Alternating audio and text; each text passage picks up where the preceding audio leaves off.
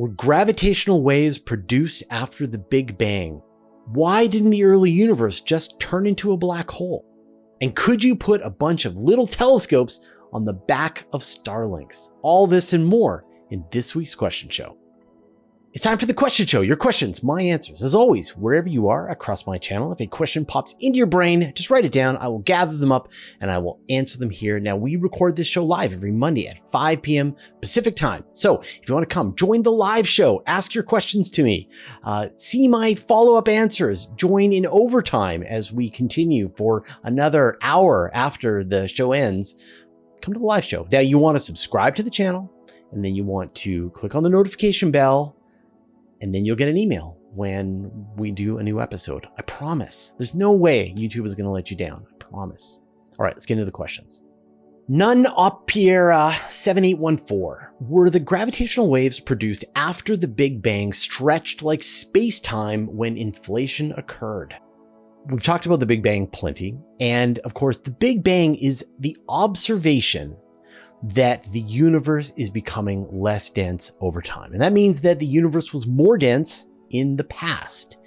And when you take all of the observable universe and you run the clock backwards, you get to a point where all of the observable universe was like the surface of a star. And then if you keep running the universe backwards, there was a time when all of the observable universe was like the core of a star and like fusion was going on inside. And if you keep going, then various fundamental forces appeared in the universe, and you keep going back and eventually you reach time zero. We don't know what was before time zero, but when the Big Bang Theory was proposed and tons of independent lines of evidence to support the Big Bang were found, there were a couple of issues.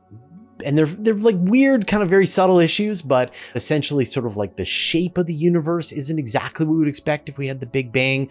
The temperature gradients across things in the universe, like parts of the universe should have been close to each other for long periods of time, but for some reason, it's as if they never touched and they were never able to kind of communicate their temperature. And then there's weird exotic particles that should be present in the universe that we don't see.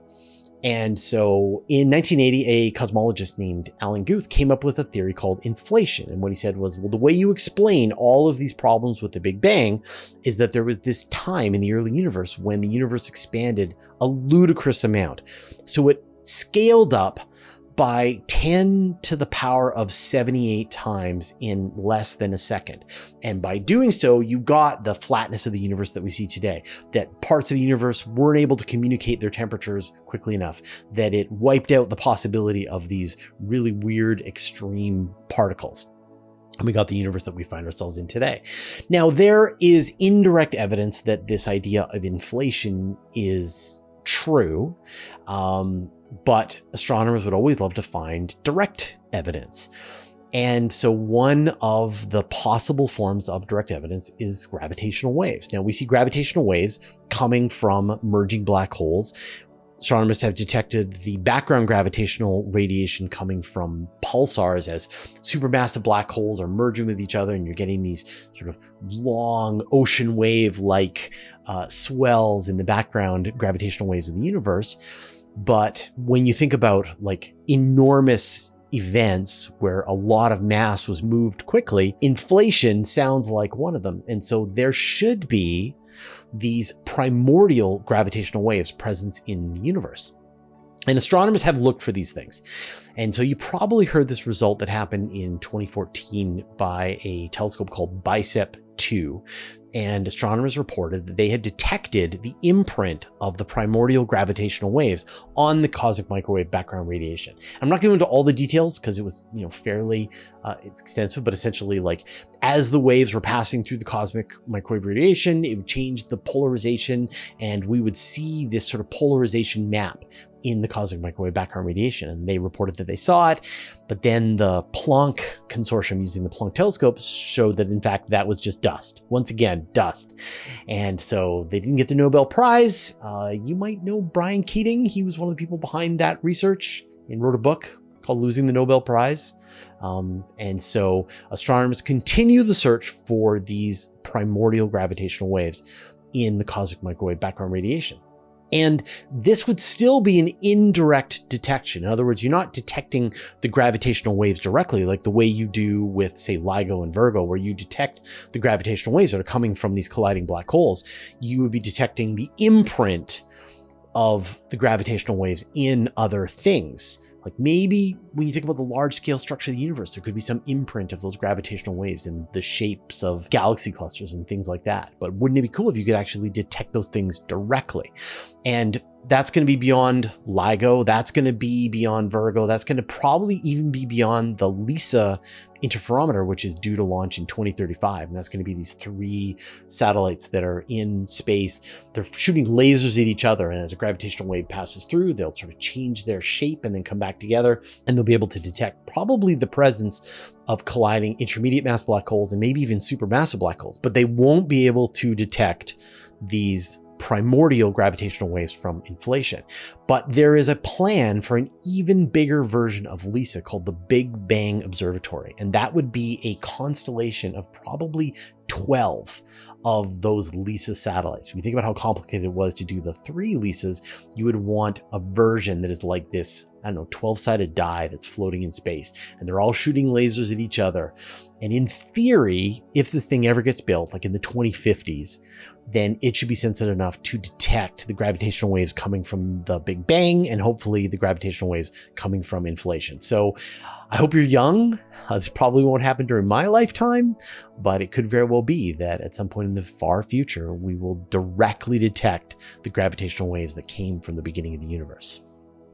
I'm sure you've noticed the planet name that's appeared above my shoulder, a really cool Star Trek planet name. This is a way for you to vote to tell us which of the stories you thought was the best. Now, unfortunately, I was traveling last week, and so we don't have the vote in real time, that I don't know it, but Chad from the future knows what it is, and so he's going to display on the screen what was the winning vote. So we're going to put a different name up through each one of the questions, and so you can just wait till the end of the episode and put in the name of the question or answer that you thought was the best.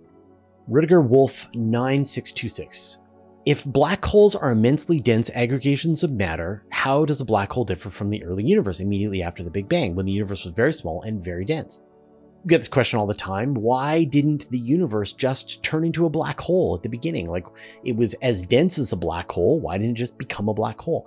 And so to get a black hole, you need regions of overdensity. You need like all of the force of a star that is imploding to provide a region of overdensity where you just try to mash so much energy and so much matter into a tiny place that it turns into a black hole. But in the early universe, you had this balance of the forces of the energy. You may have had high levels of density, but you had everything around it balancing everything out. And so there was no way for it to form into a black hole. You also had this expansion that was going on. And so things were being pulled away from each other too fast to get turned into a black hole. And so even though it feels like, yeah, the early universe was just so compressed, it should have turned into a black hole, there was a lot of other stuff tangled up inside of it, including space-time itself, and all of whatever was expanding the universe so quickly that it never got a chance to turn into a black hole. But there is this theory of primordial black holes, that maybe there were regions of over and under density to the point that you would get these little knots of density that would turn into black holes of every size. Black holes with the mass of an atom to black holes with the mass of a galaxy. And they could have all been there in these various overdensities. You sort of imagine like this early universe where you just got like folds in space that were so tight that it was just filled with black holes. And then other places where the density was lower, and so you just didn't get those black holes. And then those black holes were let off into the universe and have been roaming around ever since. And it could be an explanation for dark matter. It could help explain why we see very massive black holes early on in the universe, and like a lot of other things as well. But this is something that astronomers are still looking for, and they haven't ruled it out, but they also haven't confirmed it. Daniel Verburn. Are you able to explain to a layperson how TESS compares to the Kepler mission? So Kepler was one of the flagship missions launched by NASA in the mid-2000s. And It was originally going to go for 3.5 years, and it was going to stare at one spot in the sky and look at all of the stars in that region. And it was going to be looking for the transits, the sort of periodic time when a planet passes in front of the star, dims the star ever so briefly, and then they would be able to note that there was some kind of planetary transit and then do follow-on observations. And it was so sensitive that it would have been able to find Earth-sized worlds orbiting around sun-like stars within the habitable zone. And unfortunately, the reaction wheels on Kepler failed too early, and so it wasn't able to finish all of the data, and so it wasn't able to find those other Earths. Now, the engineers at NASA were able to come up with this really clever solution that they were able to, with one reaction wheel, they were able to use the light pressure of the sun to keep the telescope pointed at a target, and they were able to do sort of temporary observations on red dwarf stars until they weren't able to hold it. They had to look in a different location, and then look at more red dwarfs, and then look in another location. And so they were able to gather a lot of interesting information about red dwarfs, but they weren't able to find that thing that we want, the Earth-sized world, sun-like star, habitable zone. And Kepler was supposed to be the telescope that was going to do it. So TESS is similar to Kepler. It's also doing the transit method. It's looking for planets passing in front of their stars, but it isn't looking at one location. Instead, TESS is looking at the entire sky. It looks at one location for about a month, and then it turns to a different location and looks at that for about a month, and moves through the northern hemisphere, and then looks at all of the targets in the southern hemisphere. And it's instead of looking at one field of view, a few degrees across, it's looking at the entire sky, and it's looking for every single star that has planets that are within its capability. But while Kepler had a very large telescope, I forget the exact number, like over a meter, TESS has much smaller telescopes designed to catch these very bright transits. So, different goals, but at the same time, like, it's going to be very productive. Kepler found thousands and thousands of exoplanets, and TESS is on its way to finding thousands and thousands of exoplanets. So both are very powerful planet hunters in their own way. And TESS is still going strong, doing a great job. And so year after year after year, as it builds up that data, maybe it can get us to that Earth-sized world or orbiting around a sun-like star, but who knows? Carl Anderson, could you put a bunch of little interferometer telescopes on the backsides of Starlinks? We get this question all the time, that if all of the Starlinks are going to pass in front of objects for astronomers, is there some way that we could use these things for astronomy? And the answer is no, for a bunch of reasons. So the first thing is that they're not telescopes. They are communication satellites. Their job is to send internet to planet Earth. And so they need to maintain an orientation that allows them to transmit data. They need to operate in ways and directions that just aren't good for astronomy. But the bigger question is, could you make a bunch of telescopes act like an interferometer? Like, if you had a bunch of satellites, couldn't they all work together? And the answer for that is also no. And the reason is because to make an interferometer, to have two telescopes that are separated far apart, to be able to act like the baseline, the distance between those two telescopes, you've got to know the distance between those telescopes to within a few hundred nanometers. You've got to maintain that position for as long as you're doing your observations. It is such a complicated challenge that NASA canceled a space interferometry mission they were planning to do in the early 2000s, mid 2000s. And then they canceled a second mission called the Terrestrial Planet Finder because they just couldn't make this thing come together on budget. And they realized it was just too technically complex. We have interferometers on Earth like the Event Horizon Telescope, but they're using radio waves. Radio waves are very forgiving, but to do visible light, you need to make your telescope aligned perfectly. And when you think about all these Starlinks, they're just buzzing around the sky, and you're constantly changing the distances, and they're trying to avoid space debris, and they're moving around, and they're moving up and down thanks to the influence of the sun on the atmosphere. It's just a mess. So unfortunately, no. Now, you could put a telescope on a Starlink, maybe something that is a few centimeters across, and there's plenty of good science that can be done with a telescope that size. And I'm sure the astronomical community could come up with something really clever if SpaceX was willing to put some standard little telescope onto the back of every single Starlink and agreed to send all of that data back down to Earth. In fact, Elon Musk promised me that he would.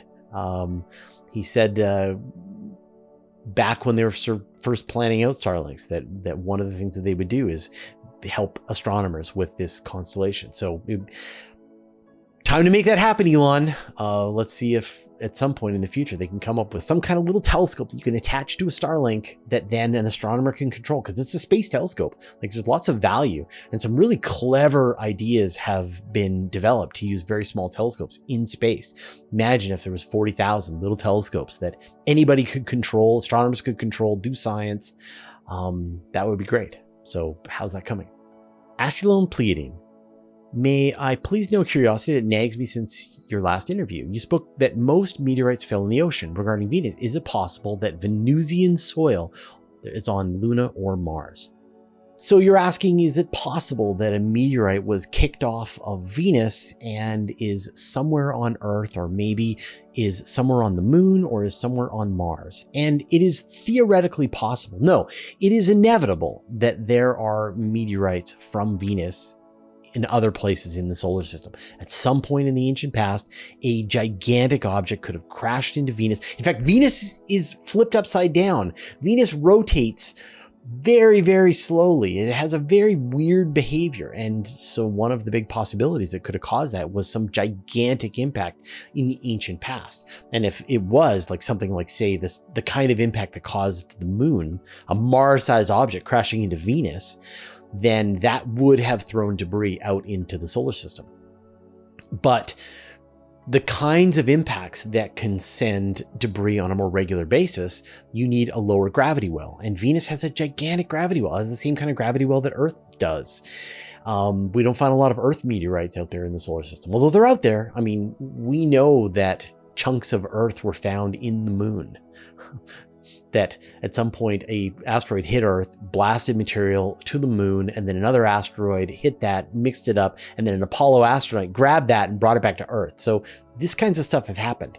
But so far, we have not found any bits of Venus anywhere on Earth. We haven't found it in any of the lunar samples, and we haven't seen anything that we would know on Mars, although, we don't have great technology. But like, this is why we have to explore more. We have to spend more time. We have to have a permanent base on the moon where astronauts are walking out and collecting lunar samples and bringing them back to their mass spectrometer, and they're examining the samples, and they're going, oh, this is a little piece of Venus. This is a little piece of Mercury. How cool would that be? So we just need more data. We need more places that we are collecting samples to find them. Mention, have you ever been duped by a bogus discovery? I'm going to say yes. It happens less now than it did in the past. So like, when I was a little baby science communicator many years ago, I had a head filled with science fiction, Star Trek, Star Wars, all that kind of stuff.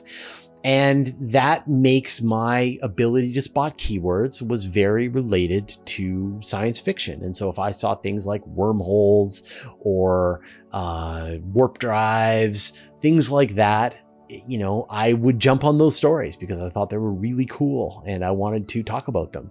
And then I would write up a story about how astronomers think they found a wormhole and blah, blah, blah. And then a bunch of seasoned astrophysicists would slap my wrist and go, no, Fraser, that there's no evidence that this is true. This is just a simulation. This isn't even a clever idea. And you learn slowly over time, and you watch as ideas don't pan out. And so now I think about the kinds of stuff that we report on at Universe Today. I see a story about like a wormhole in a journal. I'm like, nope, not interested.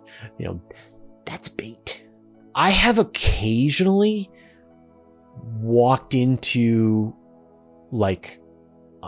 not realizing that there was like a larger machine that was in the process of attempting to dupe astronomers. I mean, dupe is it's not the best way. So like imagine you have a scientist that comes up with a discovery or writes a paper, whatever, and then the press officer sends out a press release. And it's even gone through a journal and it's been peer reviewed, and yet there's something wrong with it. And later on, someone has to do a retraction of the story, people pile on and say that it's wrong, and we reported it, and we have to go back. A good example actually is the Bicep 2 discovery, where back in 2014, astronomers announced that they had discovered the influence of the primordial gravitational waves in the cosmic microwave background radiation. And they announced it, and everybody was excited because this was proof of inflation. And then the folks from the Planck satellite team a few months later came out and said, nope, it's just dust. And then the people who announced the results from Bicep 2 had to retract them. They would have won the Nobel Prize, but then they had to retract the results. And, we reported that they said what they found. And so I think now I'm a lot more cagey about how I report stuff. I use a lot of the might, may, could, would, should words, possibly, theoretically. Astronomers are reporting.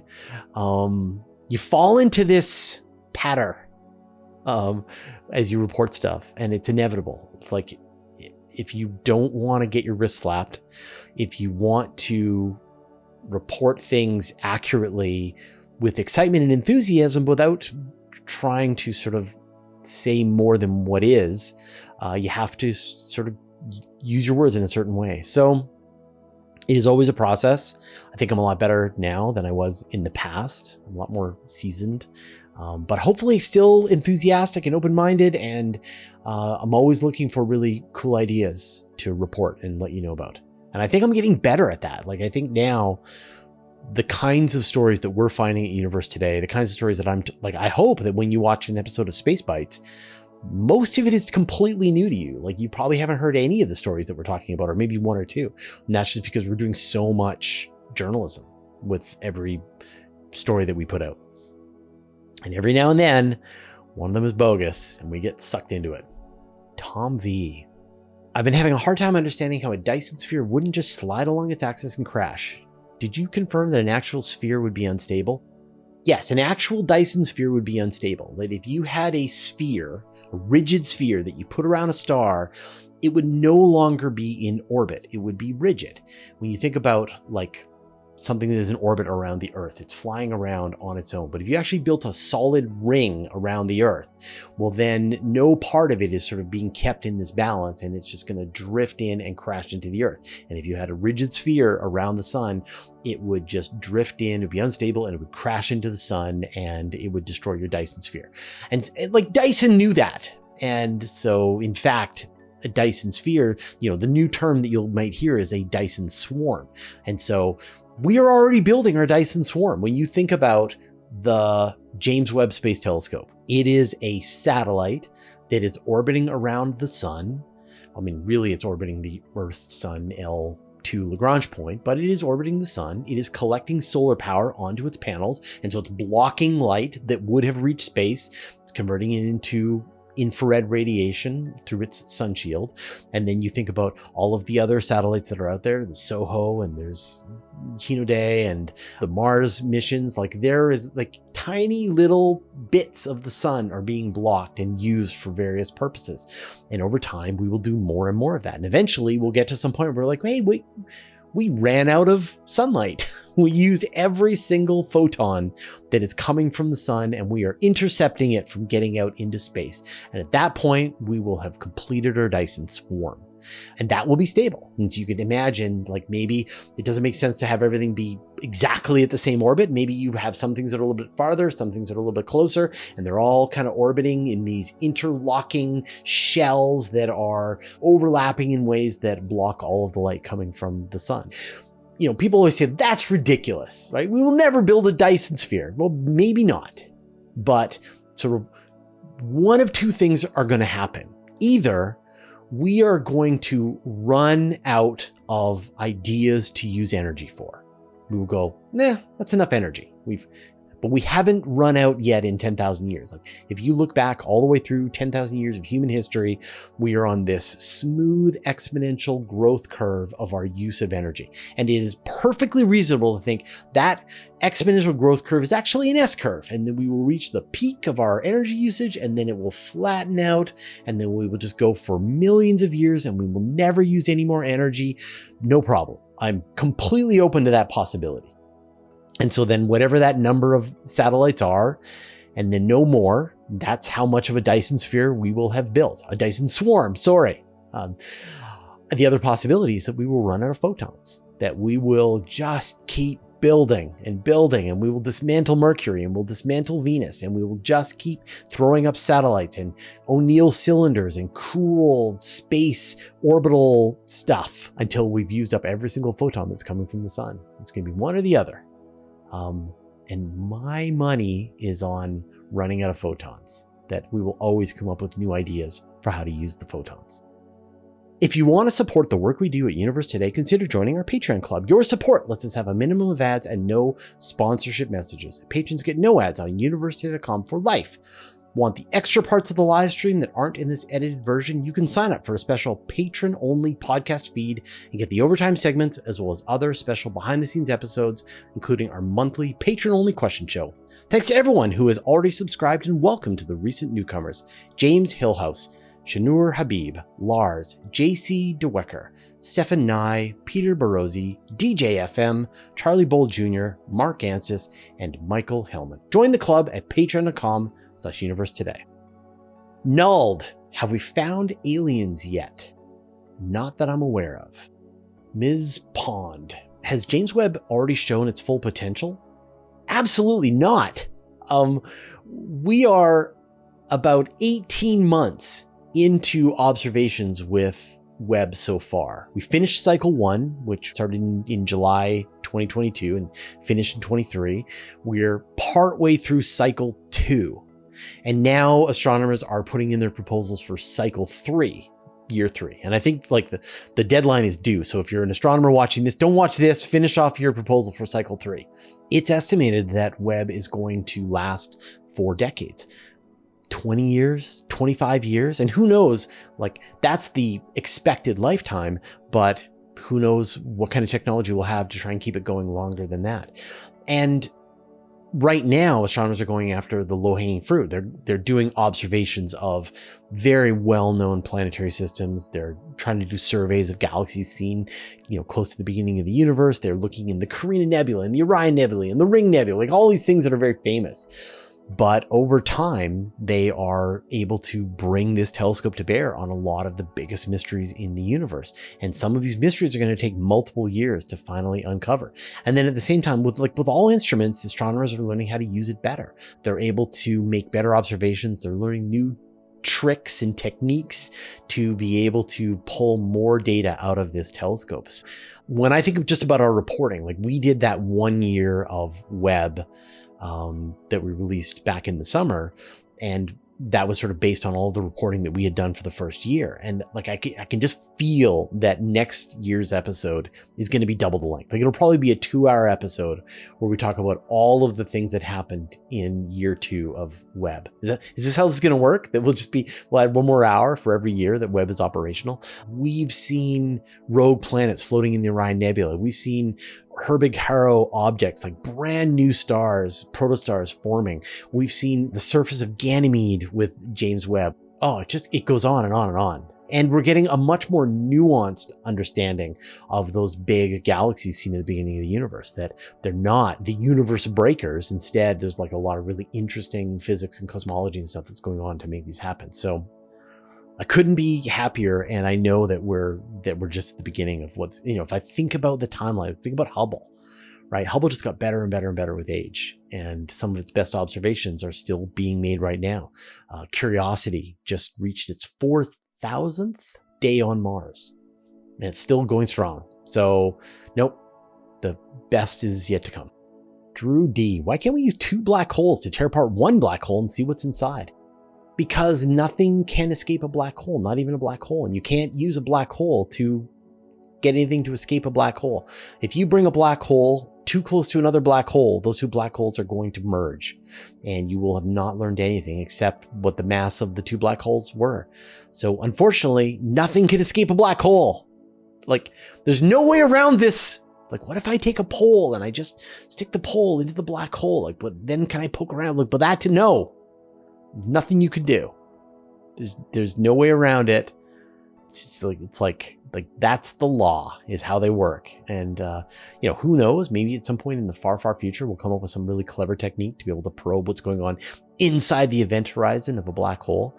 But no, like one of the ideas that I think is really cool is like as black holes spin, they spin faster and faster and faster. And eventually they're spinning at relativistic speeds. And Einstein predicted what is the fastest possible limit that a black hole can spin. And, it depends on the size of the black hole, but roughly you're kind of approaching the speed of light on the surface of the black hole. And as the black hole is spinning, it flattens out, or the event horizon flattens out and flattens out.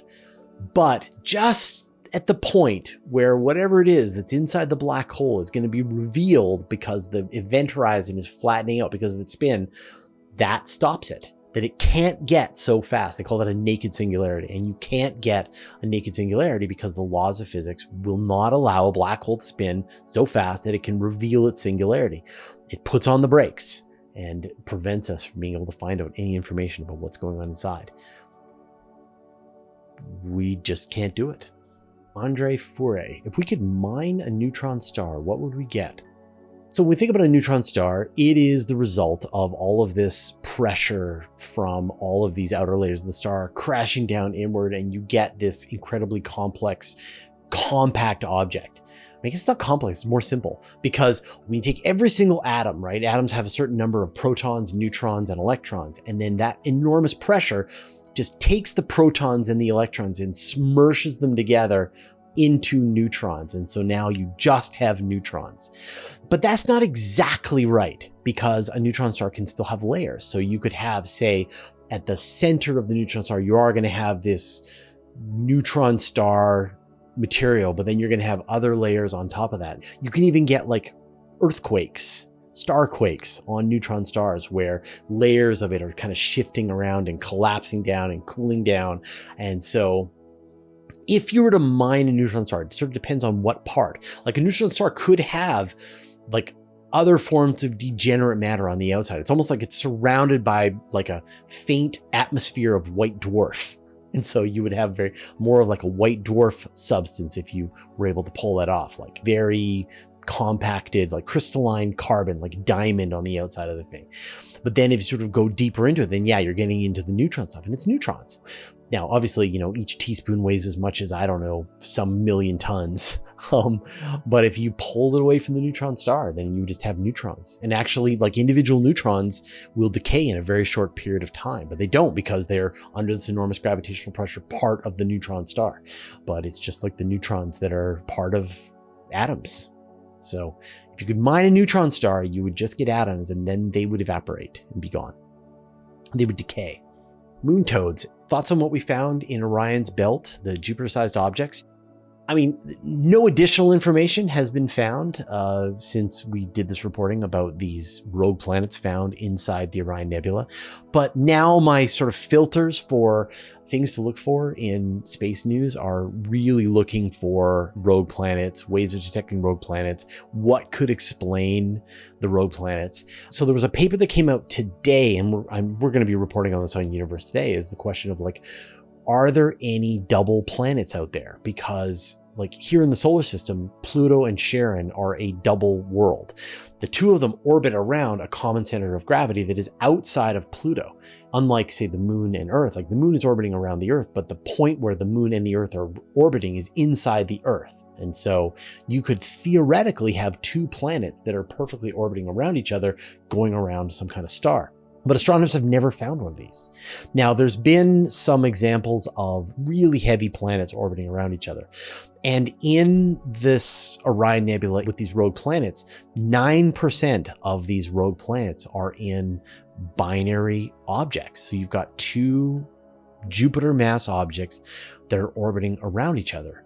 And yet we haven't found those in exoplanets, like because a binary planet, a double planet, would give off a very interesting signature, right? So it's going around the star. Sometimes you're seeing the planets side by side. Sometimes you're seeing the planets lined up, and you would get this different light curve. And so far, I don't know of a single example of a double planet that's been detected.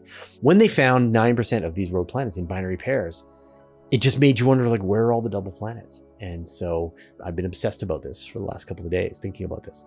I am so excited about all of the discoveries of rogue planets are being made.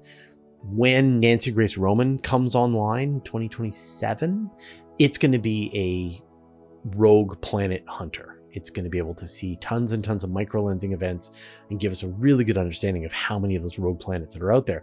And not just the Jupiter mass ones, but maybe ones with the mass of the Earth. And it also should be able to even find primordial black holes, which is one of those other things that I've been talking about. That Nancy Grace Roman is going to be the telescope that's going to find many of these things and give us a much better sense of how much of this is out there in the universe. So you are in the very early stages of the mystery, the unfolding mystery of rogue planets. Big ol' Tintin, do you ever get bored of your job? No. And it's weird. My job is sometimes hard. And it's gotten a little harder in the last couple of months, and it's mostly self-inflicted because I've been trying to figure out how to do better reporting. At Universe Today, for us to be mostly reporting on stories that nobody else is finding. And that takes a lot of digging, and it's very time consuming for me to find these stories and queue them up for the writing team. And it's very rewarding as we're like, yeah, we got the scoop again. And then we watch a couple of weeks later when other people start to report the same thing that we've been reporting at Universe Today. So the job is hard, but it's all very self-inflicted. Like I'm the one who's deciding that I want to do things better. But when it just comes to the job itself, no. And like I've had chances to find out whether or not this is actually the career that I want. About 6 years ago, I joined an offshoot of the X Prize to work on a sort of standalone version called the Hero X. And the company still exists, and they do a lot of really cool NASA-related challenges. How do you poop in space? How do we get rid of gases and various materials off of spacecraft that are going to Mars and such? And I had budget, and I had a team, and I got to build software exactly the way that I wanted to, and I was working with really good friends, and I was working on a project that I found really meaningful, and all I could think about was getting back to Universe Today. I gave them 2 years. I committed that I would be able to help them for 2 years, but what I really want to do is get back to Universe Today. So I'm in it for life. There's a feeling that you get, I hope like some of you who are good at your jobs, I like to think I'm good at my job, but there's this feeling that you get as you sort of reach a later stage in your career where you feel like you're good at what you do. And that's very satisfying. It feels very good to be good at what you do and to know how you can make it better and how you can sort of continue to improve. And it's sort of this very self-referential, very sort of self-fulfilling of entertainment. And if you don't have that sort of growing capability and wisdom and all of that, then I can see how it would feel very boring. But for me, because there's so much new stuff all the time, so many challenges for me to take on, and it just keeps going faster and faster and faster, I'm endlessly entertained. No. I mean, like I wish you knew me in person. I don't know, Chad knows what I'm like because he's there watching, or, my wife, or, my friends and stuff. But like, I'm like this in real life. I'm just really lucky you guys want to hear me talk about space because, I don't have to talk to my wife all the time about space, except she asks all the time. And so I do. But anyway, yeah, no, I love my job. And I hope you do too. And if you don't, I hope you find a job that you love. L Stizzle, talk about Triton, please. Okay, I don't need a lot of excuse to talk about Triton, but I will. Triton is the largest moon of Neptune, and what's kind of crazy about Triton is that it orbits backwards from the rest of the large moons in the solar system. When you think about the direction that the moon orbits, the direction that Mars moons orbits, the direction that all of the big moons around Jupiter orbit, Triton is going backwards, and that's weird. And so it was believed that Triton was a captured Kuiper Belt object that came from some three-body interaction with some other object and was able to pull it into its own orbit, but it's going backwards from the rest of them. That's cool. But when Voyager 2 did its flyby of Neptune in 1989, it saw just the barest hint of some kind of geysers on the surface of Triton. And this is before we knew about the geysers on Enceladus, before we knew about the geysers on Europa. This was the first place that astronomers think that there might be geysers. but it is so far away from the sun. It's got these weird tidal interactions that are happening with Neptune. It's probably has a thick shell of ice surrounding a water ocean underneath, surrounding a solid core, but it is much farther away from the sun, so it doesn't receive as much illumination on its surface. So maybe its surface is a lot more pristine than other places in the solar system. So I think like Triton is now in the top 2-3 places that we need to go to next. And I'm not the only person who believes this. Like, back when NASA was picking its next set of missions, they had the 2 Venus missions, the Io mission and the Triton mission. Triton hit the short list, and in the new decadal survey where planetary scientists gave their priorities to NASA, Triton was one of the big priorities. So I wouldn't be surprised if one of the next big flagship missions that we see coming from NASA is a mission to Triton to finally answer this question about where did it come from? How did it end up in this weird orbit? And does it have geysers on the surface? Can we learn about the interior of Triton by flying through these geysers? I have so many questions. Bruce Devereaux, do you have a biggest disappointment with something not being funded or not going ahead, what you still think was a missed opportunity? Yeah, I have 2 missions. I actually did an episode where I thought about the episodes that I was saddest that never flew. And so there's 2.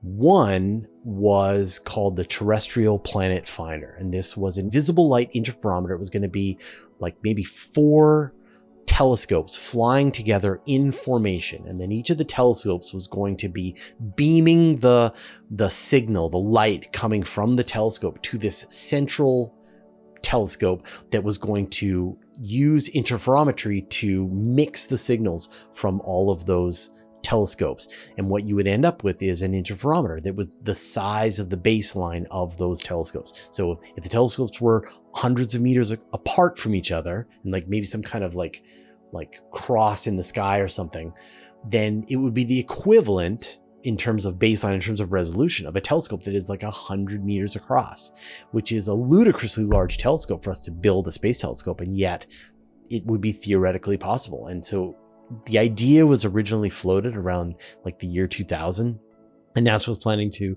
do a first mission called the Space Interferometry mission, where they're going to test out this technique, and then they were going to follow up with the Terrestrial Planet Finder. And it's right there in the name, right? It would image terrestrial planets. You would know, thanks to the transit method, where a planet was, and then you would turn the Terrestrial Planet Finder at that world.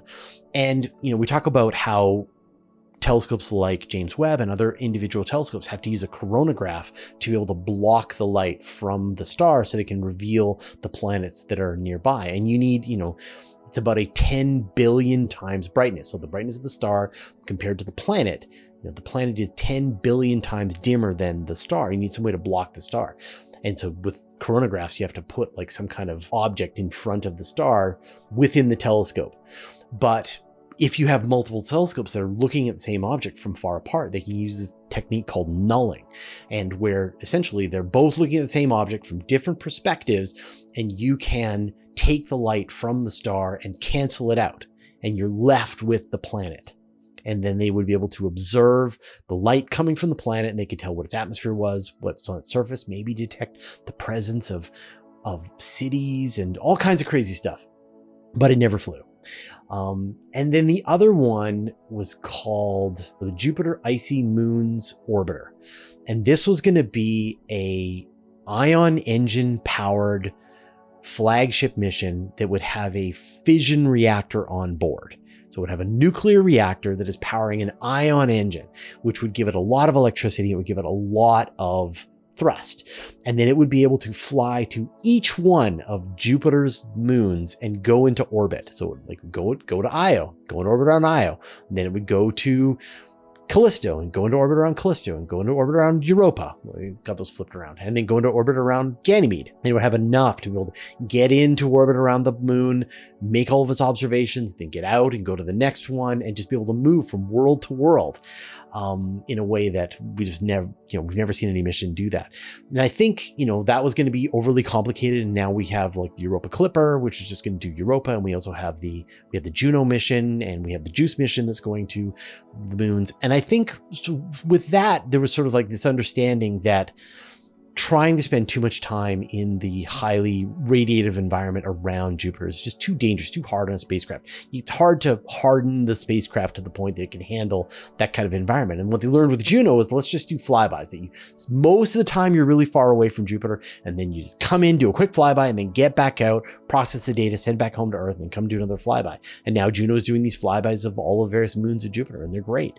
And Europa Clipper is going to be doing the same thing. Stay away from Jupiter, drop in, do your science, fly back away, and just sort of do that until you've got all of your science. So I understand why they canceled the GMO mission. I understand why they canceled the Terrestrial Planet Finder mission, but I still want to see a visible light space interferometer. All right, that was a question show. Thank you everyone who put your questions in the YouTube comments, everyone who joined us for the live show. A reminder, we record this show every Monday at 5 p.m. Pacific time. So if you want to join the show, ask your questions, get them answered, stick around for overtime, which runs much longer than the edited down version that you're watching. We do this every Monday at 5. Now, subscribe to the channel, click on the notification bell, and that's how you will get a guaranteed 100% guaranteed notification from YouTube when the live show is about to start. I'm going to talk about some media that I really like, but first I would like to thank our patrons. Thanks to David Richards, Mark Ansis, Joel Yancey, and Tony Lofi Lara, Dustin Cable, Vlad Shiplin, Modso, George, David Giltonet, Andrew M. Gross, Jeremy Mattern, Josh Schultz, Jordan Young, who support us at the Master of the Universe level, and all of our other supporters on Patreon. People always ask me what television shows that they should watch that are going to be really good. And, you know, there's like a lot of the stuff that we talk about, The Expanse, For All Mankind, like stuff that's very common, but there's some more obscure stuff that I really like. And if I had to choose my absolute favorite thing that I've seen in the recent years, and I'm sure I've used that superlative too much, that would be Love, Death, and Robots, which is sort of an anthology show that's on Netflix. And each season is about 10 short-ish animated episodes, and they are taking, in some cases, classic science fiction stories, and they're animating them.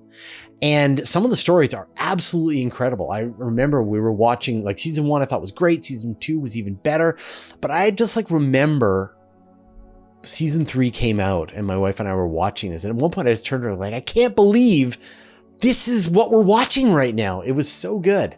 So if you haven't already, like, do you remember like reading collections of science fiction short stories by like a bunch of different authors? You get like a magazine would come and there'd be like a bunch of short stories in it, or you would buy like an anthology of a bunch of short stories. And so you get like an interesting collection of short, really cool ideas.